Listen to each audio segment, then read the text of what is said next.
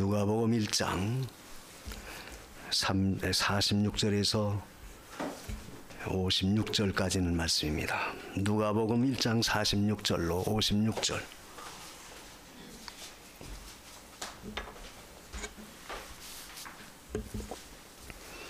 마리아가 가로되 내 영혼이 주를 찬양하며 내 마음이 하나님 내 구주를 기뻐하였음은 그 계집종의 비천함을 돌아보셨음이라.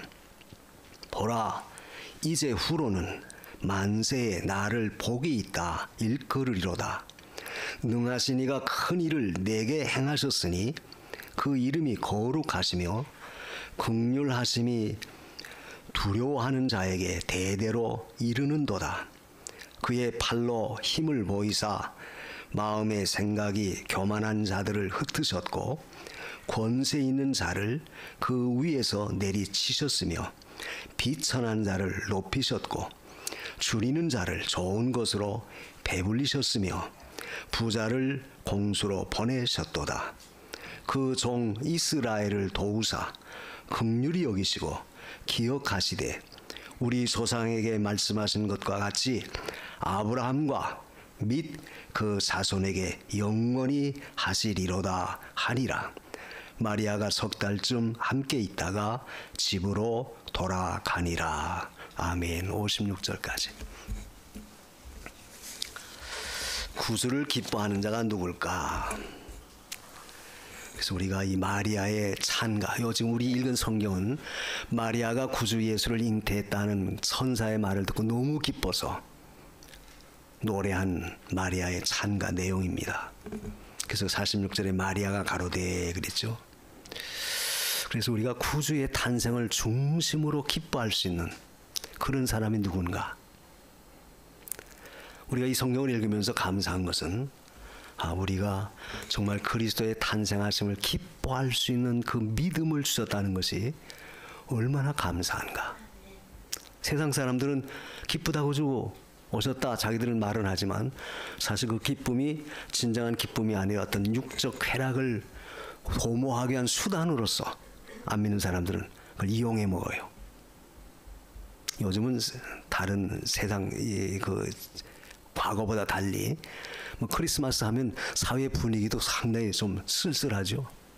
옛날에 우리 다 경험하셨을 거예요. 벌써 성탄절 12월 달만 들어서면 캐롤이 울려 퍼지고 크리스마스 상식이 얼마나 요란스럽게 그 시내 복잡한 거리 다 세워놓잖아요.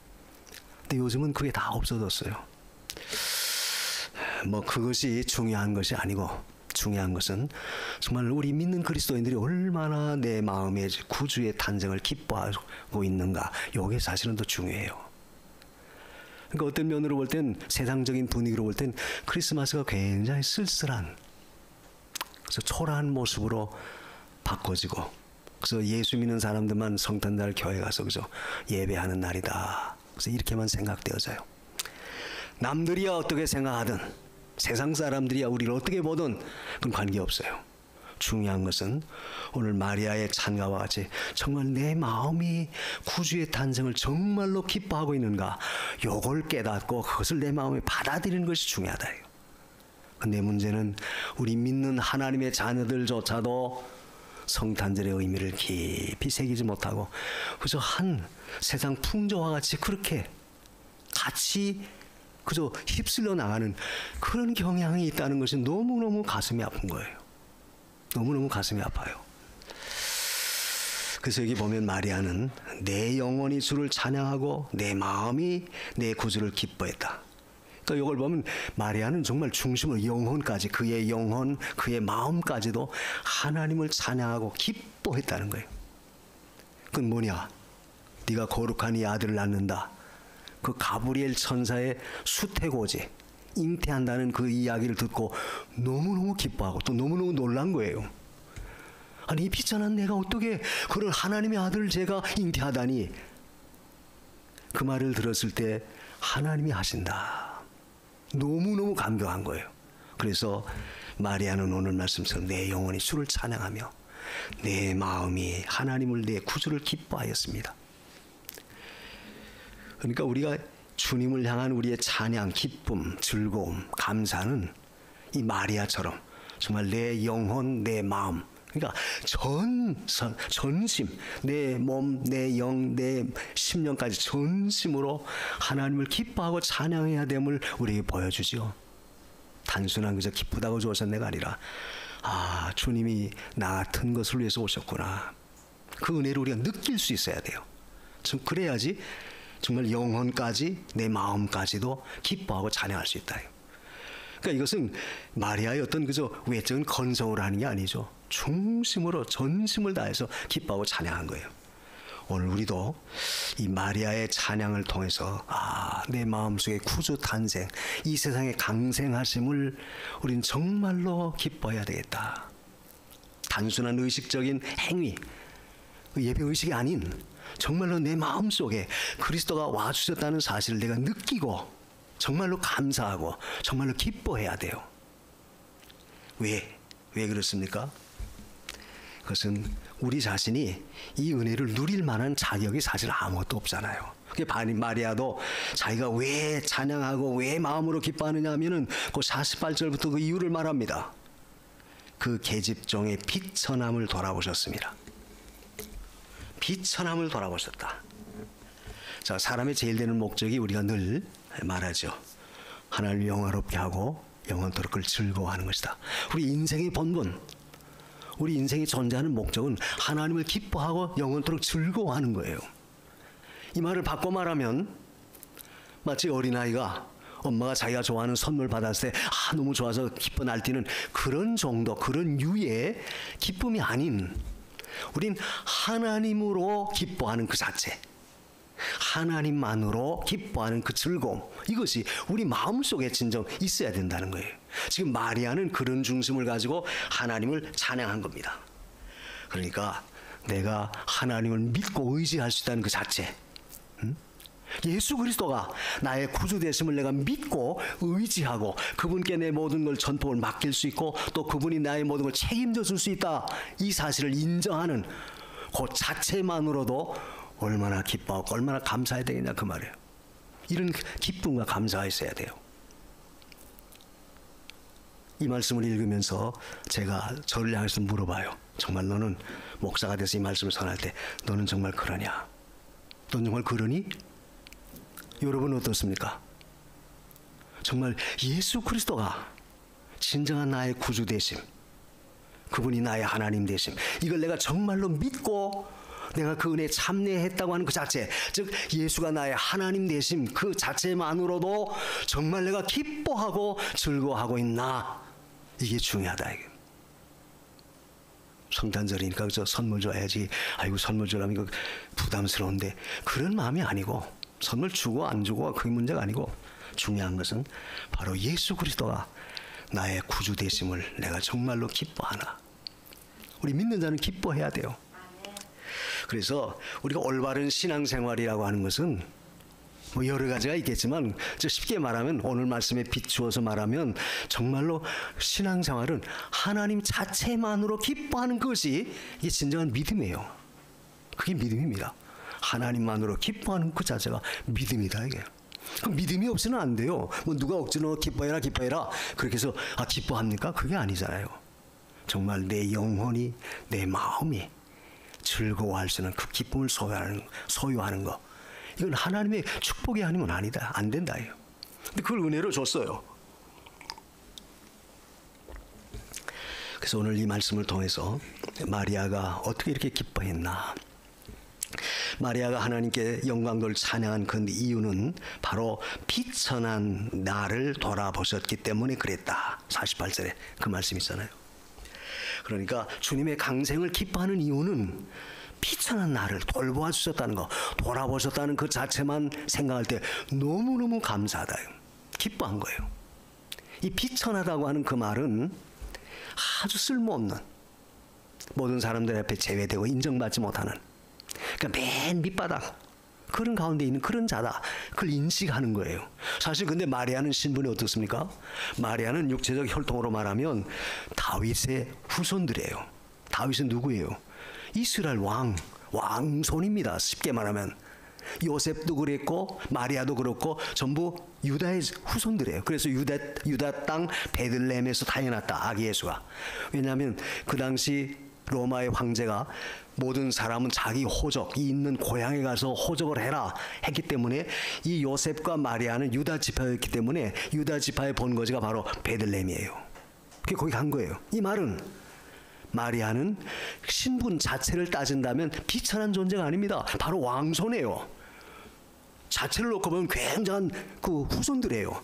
그럼에도 불구하고 마리아는 나는 비천한 자다. 이 말은 뭐예요? 그러니까 육적인 것을 따져서 자기가 존귀하고 비싼 것이 아니고 하나님 앞에서 놓고 볼 때는 나는 비천한 존재입니다. 그걸 인식 깨달은 거예요. 그러니까 진정으로 기뻐한 것이죠. 다윗도 그랬죠. 우리가 시편을 읽어보면 주께서 내 주께 이르시되 내가 원수의 발등상 되기까지 넌 내 앞에 있으라. 주께서 내 주께 이르시되 하는 말은 그 다윗이 자기 자신을 아주 종으로 여기고 예수 그리스도를 높이는, 혈통으로 말하면 자기 후손인데 예수님이 후손 아닙니까? 다윗의 계통으로 오셨으니까. 그런데 다윗은 주님은 나의 주 하나님이시다. 자기는 종이다. 주를 모시는 그 자체는 결국 자기는 종이라고 하는 그 자리에 내려앉은 거예요. 마리아도 똑같아요. 내가 왕손이다, 귀한 귀족 출신이다, 난 흠이 없다, 그게 아니고 하나님 앞에서는 난 비천한 존재입니다. 바울도 그랬죠.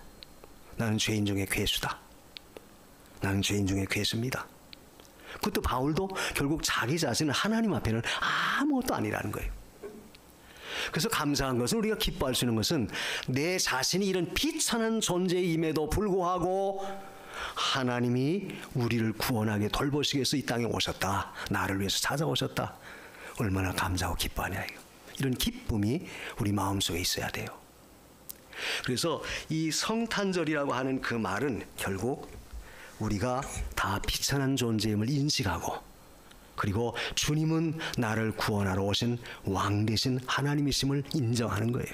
인정. 이 비천하다는 말은 한마디로 말하면 죄인이다, 그 말이죠. 죄인이다. 우리가 마태 1장 21절에도 예수님이 오신 이유가 자기 백성을 저희 죄에서 구원하러 왔다 그랬죠. 예수를 낳을 텐데, 아기를 낳을 텐데 그 이름을 예수라고 해라. 그는 자기 백성을 저희 죄에서 구원할 자다. 저희 죄에서 구원할 자라는 말은 우린 다 죄인이다, 그 말이죠. 죄수라는 이야기예요. 죄수라고 하는 것은 우리가 처하여 있는 형편이 어디예요? 죄수는 감옥에 있어야 되죠. 감옥 같은 이 죄악 세상에 다 우리 다 갇혀 있는, 매여 있는 그런 존재예요. 이게 바로 비천한 우리입니다. 뭐 신분이 내가 낮고 신분이 뭐 높고 그게 아니고 우리는 하나님 앞에 다 죄수복을 입고 죄수번호를 달고 감옥에 있는 그 죄수와 조금도 다를 바 없는 그런 존재다. 근데 이런 나를 주님이 구원하려고 사람이 됐어서 이 땅에 오셨다. 얼마나 감사하냐. 그래서 우리가 이 성탄절에 주님을 기쁘게 받아들이려면은 항상 내 자신이 비천한 존재입니다. 나는 죄수입니다. 죄인입니다. 이걸 우리가 인식해야 돼요. 그래서 하나님 앞에는 뭐 아무리 세상에 높은 자도 다 죄인이면 그건 다 비천한 자예요. 비천한 자예요. 그래서 우리는 이 땅에 찾아와 주신 그 하나님의 그 크신 은혜와 능력을 우리가 늘 마음으로 진정으로 받아들여야 되죠. 그래서 성탄절에 아기 예수를 영접하는 것은 먼저 내 자신이 비천한 자리에 늘 내려앉아야 됩니다. 내가 누구냐? 난 사회적으로 이런 자다. 오늘 그 밑에도 쭉 내려보면 그런 말씀이 있죠. 권세 있는 자를 위해서 내리쳤다. 52절에 보면 또 줄인 뭐라고 그랬습니까? 예? 힘 있는 자. 51절에 보면 그의 발로 힘을 보이사 마음의 생각에 교만한 자들을 흩었고 권세 있는 자를 다 내리치셨고 또 비천한 자는 도리어 높여주셨고 줄인 자에게는 배불리시고 부자를 공수로 보내셨도다.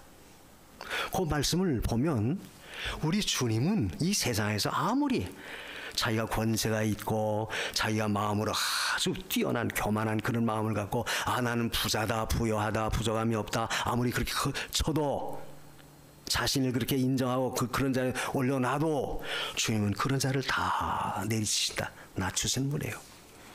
그러니까 이 말은 우리가 그리스도를 영접하기 위해서는 내 마음이 이 비천한 자리에 내려앉아야 돼요.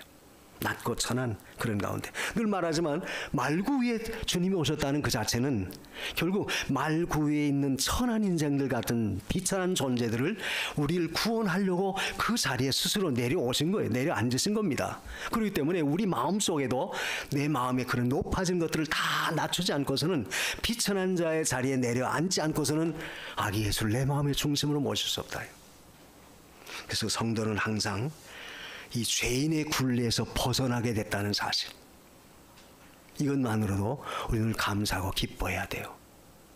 그리고 또 한 가지, 이 마리아가 아기 예수의 탄생을 찬미하며 영광을 올려드린 것은 거기 49절에 능하신 이가 큰 일을 내게 행하셨으니, 능하신 일을 내게 행하셨다.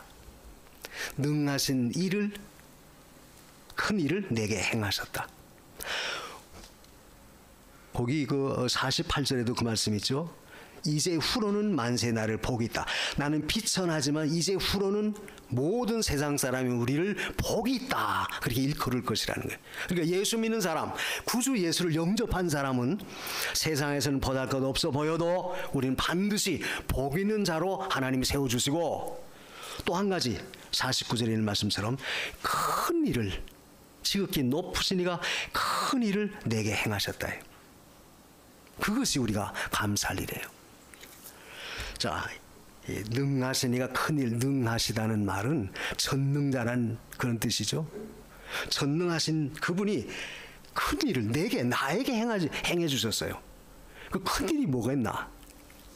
큰 일이 뭐겠어요? 우리를 구원하시는 일이죠. 구원의 역사. 구원의 역사예요. 또 죽을 인생을 구원해 주신 역사, 또 하나님이 사람이 돼서 이 땅에 찾아오신 역사, 이 다 큰 일이에요. 우리가 사람이 할 수 있는 것과 사람이 할 수 없는 것은 뭐 판이하게 다 우리가 구분할 수 있잖아요. 근데 밥 먹고 걸어가고 뭐 활동하고 자동차 운전하고 할 일 하고 그건 내가 할 수 있어요. 근데 죽은 자 살리고 구원하는 일, 이런 놀라운 것은 우리 인간이 도무지 감당할 수가 없어요. 할 수가 없어요. 근데 그 큰 일을 내게 행하셨다. 그 자체가 얼마나 기쁜 일이에요.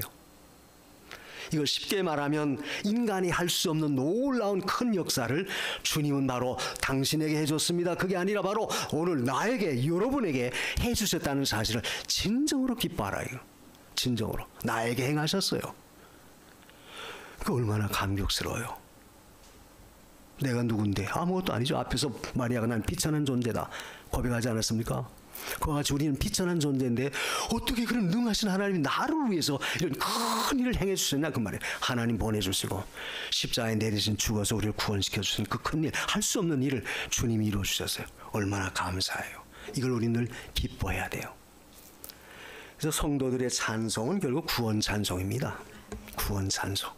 우리가 계시록을 읽어봐도 하늘 보좌에 그 주님을 모시고 찬양하는 성도들의 그 찬양의 내용은 뭐예요? 어린 양, 그 어린 양의 구원을 찬송한다. 어린 양의 구원하심을 찬송했어요. 그래서 이걸 볼 때 성도는 언제나 내 마음 속에서 늘 우리의 구원의 은총 베푸신 그 하나님을 늘 감사해야 돼. 우리가 이 말씀을 생각할 때는 단순히 나를 십자가에서 구원해줬다, 지옥 갈 인생 천국 가게 하셨다, 그 정도 수준이 아니라, 그건 물론이고 그건 되게 제일 큰 일이고 하나님이 하신 일이고, 그런 우리를 이 세상에서도 이 땅에 살면서도 지금도 나를 위해서 큰 일을 행하시는 우리 하나님이심을 우리는 믿어야 돼요. 내가 알 수 없는 거 하나님 하실 수 있는 큰 일을 나에게, 저와 여러분에게 주님이 베풀어 주셨어요. 이걸 깨달으니까 얼마나 우리가 참 감사하고 주님을 찬양해야 되죠. 여러분이 하실 수 없는 게 뭡니까? 여러분이 하실 수 없는 게 뭐예요? 나름대로 여러분 마음속에 내가 할 수 없는 일, 내 마음에 가지고 있는 어떤 짐 다 있죠. 그것도 우리 주님은 하실 수 있다 그 말이에요. 그 큰 능력, 그 능력의 일을 내게 행하셨어요. 이걸 우리가 믿고 하나님 앞에 늘 감사하고 찬양해야 돼요. 근데 사실 그렇게 믿어지느냐가 문제예요.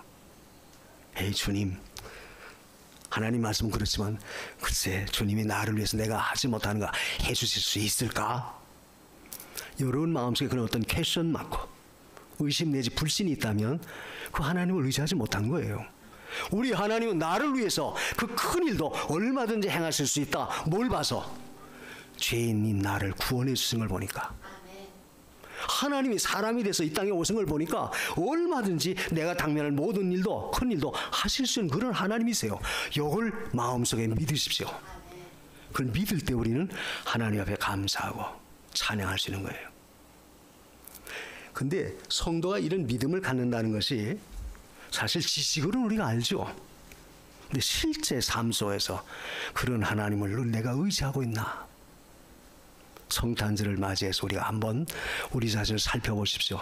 내가 지식으로는 그렇게 알고 있는데 정말 그 하나님이 나를 위해서 지금도 큰 일을 행하실 수 있을까? 그런 믿음이 내가 있나? 한번 체크해 보세요. 능히 하나님은 하실 수 있습니다. 그러니까 마리아도 처녀인데 아기 예수를 탄생시켰잖아요. 물론 하나님이 하신 거 아니에요? 그러니까 하나님이 큰 일을 행하신 거예요. 또 예수님도 우리 위해 십자가에 못 박혀 죽으셨고 부활하셨고 승천하셨고 실제 나타나신 사건이 아닙니까? 이미 이루어진 사건 아니에요? 그걸 볼 때 하나님은 지금도 우리를 위해서 내 삶 속에 내가 갖고 있는 모든 일, 그것이 내가 할 수 없는 어떤 일이든 하나님은 하실 수 있구나. 이걸 믿고 내가 현재 어떤 형편이 있든지 하나님께 감사하며 영광을 올려드려야 돼요. 이런 신앙이 여러분 마음속에 꼭 있기를 축원합니다. 하나님 능히 하실 수 있다. 그래서 나는 절대로 이 큰 일을 행하실 수 있다는 그 말은 바꿔 말하면 나는 절대로 아무것도 못한다. 우리 인간은 내 스스로는 아무것도 못하는 존재다. 이걸 내가 인식하는 거죠. 나는 아무것도 할 수 없다. 그런데 하나님이 하신다. 얼마나 감사해요. 그리고 또 한 가지는 뭐예요? 지금도 삶 속에 하나님은 일을 행하실 수 있다. 이렇게 믿고 우리가 하나님께 영광 돌려야 돼요. 이게 중요해요. 그래서 하나님은 언제나 구원의 역사를 이 비천한 우리지만 지금도 부단히 역사하고 있는 그 은혜가 얼마나 감사해요. 아까 그 마리아가 나는 비천한 자입니다 그랬지만 우리가 이사야 43장 3절에는 하나님 우리를 뭐라고 말해줍니까? 내가 너를 보배롭고 존귀하게 여겼다. 우리 자체는 비천한 존재지만 예수 그리스도를 통해서 우리는 보배롭고 존귀한 존재로 하나님 삼아주셨어요. 여러분 이 사실을 마음에 받아들입니까? 나 같은 존재가 누구냐? 보배롭고 존귀하다. 남들은 우리를 무시하고 우습게 여기고 깔보지만 하찮게 여기지만 하나님은 나를 보배롭고 존귀한 존재로 여겨주셔서 지금도 우리를 위해서 큰 일을 행하실 수 있는 바로 그분이다 그 말이에요. 이거 우리가 믿고 감사해야 돼요. 현재 내가 어떤 처지에 있다고 해서 우리가 낙심할 거 없어요. 좌절할 거 없어요. 자기 자신을 비하시키지 마십시오. 천하게 여기지 마세요. 비단 나는 그렇지만 나에게는 큰 일을 행하시는 하나님이 나를 보배롭고 존귀하게 여겨주셨다. 이걸 믿고 그 하나님께 우리가 감사해야 된다. 감사해야 돼요. 중요한 것은 우리가 이런 하나님을 믿고 신뢰하는 그런 자에게 하나님은 실제로 그렇게 행해 주신다는 사실입니다. 믿는 자에게 능치 못함이 없다 분명히 그랬죠. 내가 믿느냐? 믿는 자에게 능치 못함이 없다. 예수님은 이적을 행할 때 그 말씀을 꼭 하셨어요. 내가 너에게 이렇게 해줄 줄 믿느냐? 내가 너에게 눈 뜨게 해줄 줄 믿느냐? 내가 너를 문둥병 고쳐줄 줄 믿느냐? 예, 믿습니다. 그러면 내 믿음대로 될지어다. 믿는 자에게 능치 못함이 없다. 이 말은 뭐예요? 오늘 말씀과 같이 큰 일을 믿는 자에겐 능히 행하실 수 있는 위대하신 하나님, 그분이 우리를 위해서 예리해 주신다는 사실이 얼마나 감사해요. 그래서 성탄절에 우리가 기뻐해야 할 것은 결국 하나님의 은혜의 역사가 이렇게 크게 임했다는 사실을 늘 마음에 깨달아야 돼요. 그리고 또 한 가지, 이 마리아가 참 하나님을 찬미하고 기뻐하는 것은 그 50절에 있는 말씀처럼 긍휼하심이 두려워하는 자에게 대대로 이르는도다. 긍휼하심을 두려워하는 자에게 대대로 이르게 해주겠다. 긍휼. 세 번째는 하나님을 찬양하는 이유가 하나님의 긍휼하심이 그를 두려워하는 자에게 대대로 이르도록 미치도록 역사하시겠다는 거예요. 긍휼이 뭐예요? 긍휼은 불쌍히 여기는 게 긍휼이죠. 긍휼은 어디서 나옵니까? 사랑에서 나오는 거예요. 하나님의 사랑, 사랑하심. 긍휼은 바로 자비하심에서 나와요. 아무리 상대가 못되고 악하고 더럽게 나한테 엄청나게 괴롭혔다 할지라도 저 사람 불쌍하구나. 벌써 내가 그 사람을 볼 때 그런 마음이 있다면 그 사람은 그 사람에게 자비를 베풀고 사랑을 베풀고 있다는 증거예요. 긍휼하심은 결국 사랑이고 하나님의 은혜고 하나님의 자비하심이에요. 그 자비하심이 누구에게 임하느냐? 두려워하는 자에게 대대로 이르게 하겠다. 우리가 그 시편 137편 그 몇 절입니까? 103편 17절. 거기 보면 하나님의 인자하심이 대대 영원토록 이르겠다 그런 말씀이 있어요. 한번 읽어보십시다. 그 말씀이 굉장히 마음속에 우리에게 힘을 줘요. 시편 103편 17절. 한번 크게 먼저 찾은 분 읽어보십시오. 103편 17절. 여호와의 인자하심이 자기를 경외하는 자에게 영원부터 영원까지 이르며 그의 의는 자손의 자손에게 미치리니. 아멘. 자 보십시오. 여호와의 인자하심은 자기를 경외하는 자에게 뭐라고 그랬어요? 영원부터 영원까지. 이 말은 무시무종 끝이 없다 그 말이죠. 영원부터 영원까지니까. 또 그의 의, 하나님의 의는 자손의 자손에게까지 미친다. 우리가 이 시편 103편 이 17절을 마음속에 깊이 새겨볼 때 하나님은 자기를 경외하는 자가 이런 엄청난 축복을 주셨구나. 주시는구나. 이걸 믿고 우리가 기뻐하며 감사해야 돼요. 우리가 하나님의 긍휼을 받지 못한다면 저나 여러분들은 이 세상에 살 수가 없어요. 하나님이 긍휼하심을 입었기 때문에 오늘까지 우리가 살아왔고 앞으로도 살 수 있는 겁니다. 성도는 이걸 항상 마음에 잊지 마십시오. 나는 하나님의 긍휼, 자비와 사랑과 은혜를 입고 있는 존재다.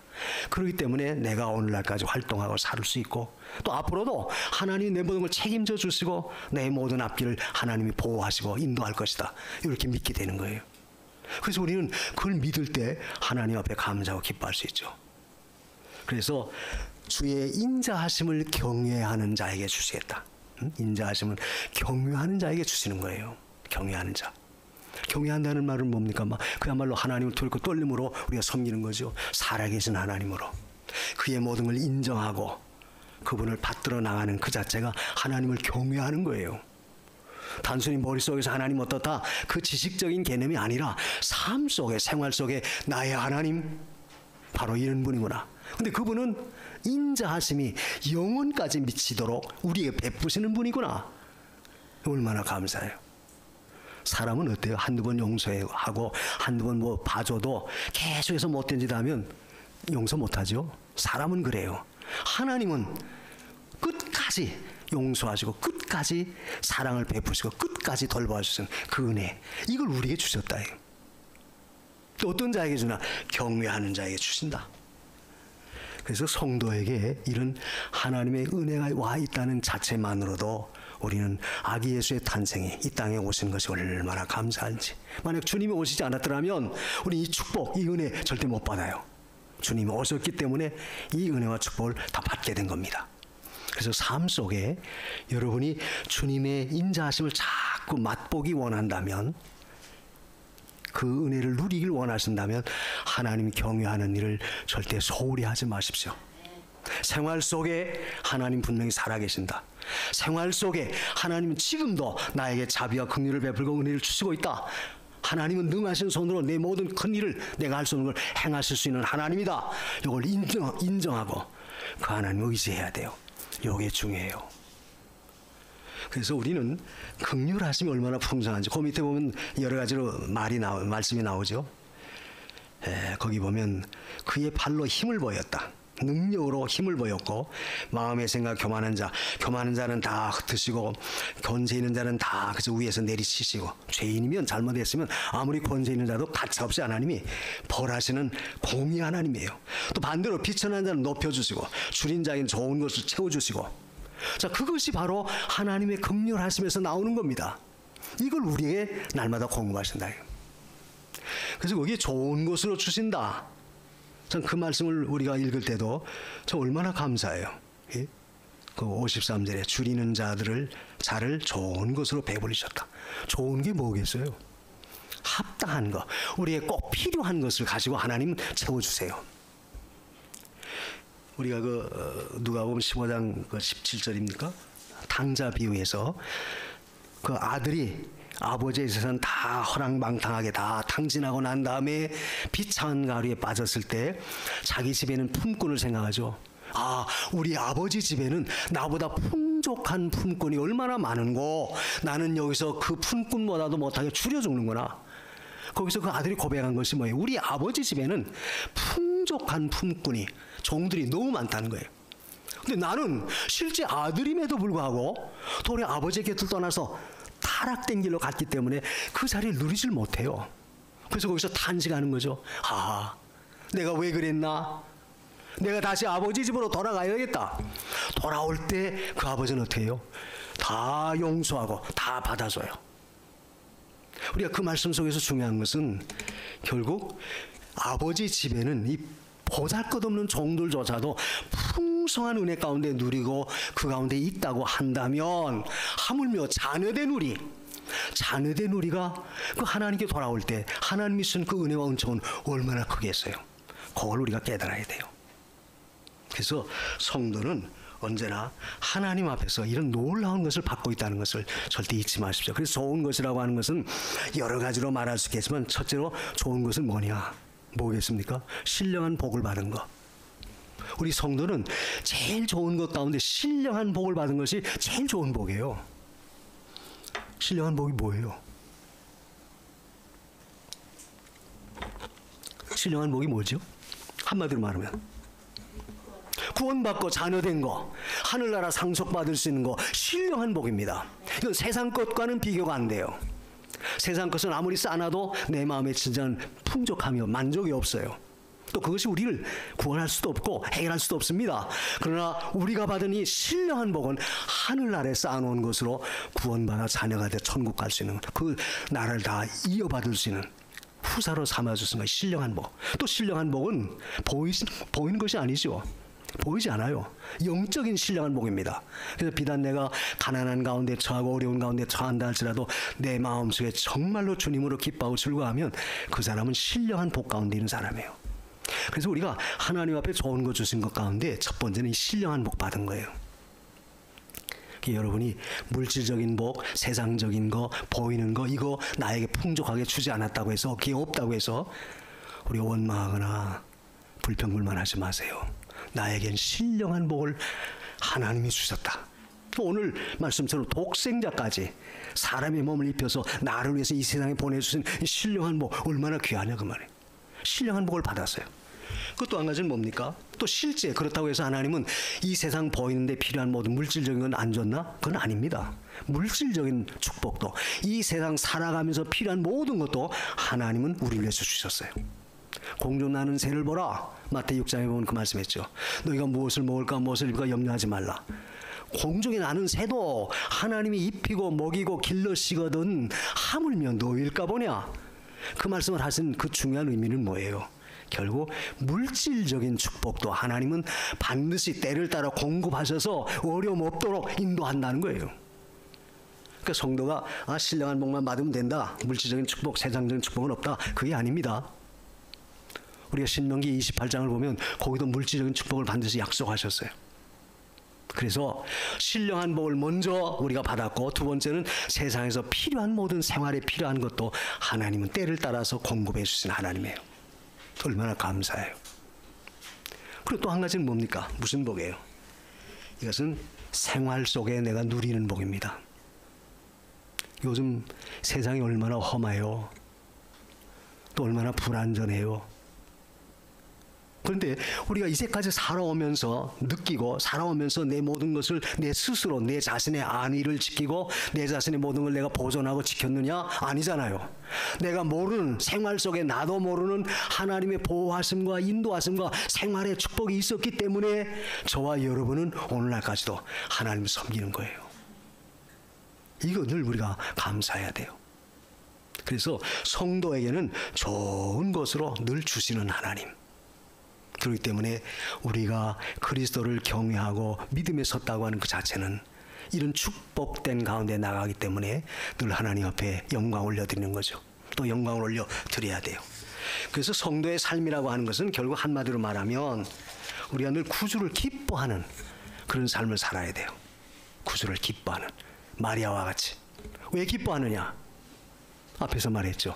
우리가 죄인이었는데 죄사함 받아서 하나님의 자녀로 구주로 보내주신 거, 자녀가 되도록 구주로 보내주신 거, 이게 얼마나 기뻐요. 그래서 비천한 인생을 돌아봐 주신 것을 늘 감사하고 기뻐해야 되고, 그리고 하나님은 지금도 나를 위하여, 우리가 그 말씀이 우리 마음속에 꽉 박혀요. 예? 당신을 위해서가 아니라 큰 일을 내게 행하셨다. 그 45절에 있는 말씀처럼, 49절에 있는 말씀처럼 능하신 이가 큰 일을 내게 행하셨다. 나에게 했다. 여러분에게 행했다는 거예요. 그래서 지금도 나에게 큰 일을 행해 주시는 하나님이 계시다는 사실은 얼마나 감사합니까? 우리가 그 하나님께 늘 구해야 되죠. 이스라엘 백성들이 출애굽 광야에서 저 위기에 몰렸어요. 홍해 바다가 딱 앞에 가라막힙니다. 뒤에는 애굽의 특별병거 600승이 막 뒤쫓아와요. 바짝 그저 뒷공무니까지 다 달았습니다. 근데 앞에는 홍해가 딱 가로막혔어요. 영락없이 도간에 든 죄인 죽었어요. 그때 얼마나 백성들이 두려워했어요. 얼마나 불안했습니까? 그때 하나님 모세에게, 모세야 두려워하지 말아라. 이 큰 일을 오늘날 내가 너에게 행할 것이다. 이 큰 구원을 다시는 다른 사람은 보지 못할 것이다. 그래서 너는 잠잠히 있어라. 가만히 서서 여호와께서 너희를 위하여 행하시는 구원을 보라. 그러면서 홍해바다를 쫙 갈라놓으셨어요.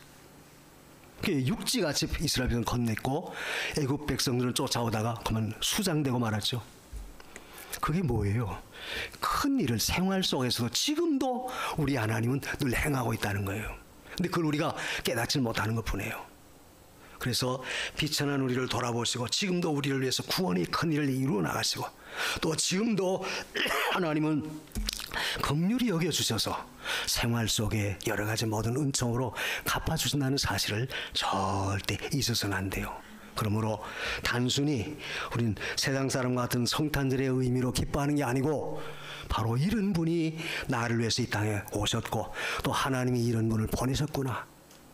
그러므로 우리는 구주 예수의 이 강생하심, 이 땅에 오심을 진정으로 감사하며 생활 속에서도 이를 높이는 그런 자리에 서십시오. 그게 바로 주의 인자하심을 대대로 경험하는 한 방편이 돼요. 경외하는 자에게 인자하심을 대대로 영원토록 미치게 하겠다고 하는 그 말씀, 아까 시편 103편에 있는 말씀처럼 생활 속에 이런 하나님의 자비와 은혜와 긍휼을 여러분이 받기를 원한다면 항상 하나님 앞에 감사하며 기뻐하며 경외하는 그런 삶을 사시기를 바라겠습니다. 기도하십시다. 성탄절의 의미가 뭡니까? 우리가 구주를 기뻐하는 건데, 그 기쁨은 단순한 안 믿는 사람들이 말하는 그런 기쁨이 아니에요. 비천한 나를 돌아보시고 나를 위해 큰 일을 행하시고 지금도 좋은 것으로 채우시려고 역사하시는 그 은혜에 우리 하늘 감사해야 돼요. 기도하십시다. 고마우신 하나님 감사합니다. 구원의 은총 베푸시려고 이 땅에 그리스도를 보내주신 하나님,